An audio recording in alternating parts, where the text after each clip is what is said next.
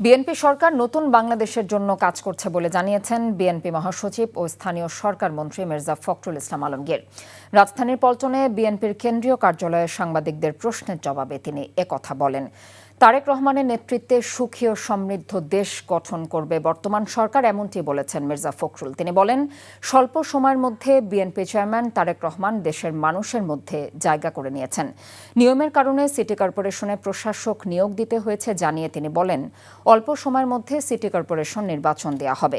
সংসদ অধিবেশন বসার পর সংরক্ষিত নারী আসনের বিষয়ে কাজ শুরু হবে বলেও জানিয়েছেন তিনি। আওয়ামী লীগের কার্যক্রম এখনও নিষিদ্ধ, তাই তাদের অফিস খোলার কথা নয় বলেও মন্তব্য করেন মির্জা ফখরুল।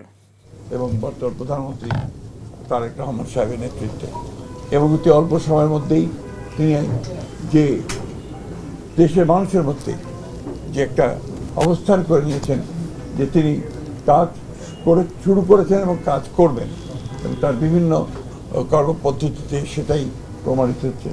আমরা বিশ্বাস করি, আশা করি যে বাংলাদেশ জাতীয়তাবাদী দল তার নেতৃত্বে আরও শক্তিশালী হয়ে উঠবে এবং এই সরকার, যে সরকার গঠন করা হয়েছে তার নেতৃত্বে, সেই সরকার সফল হবে বাংলাদেশকে তার ইচ্ছিত লক্ষ্যে নিয়ে যেতে।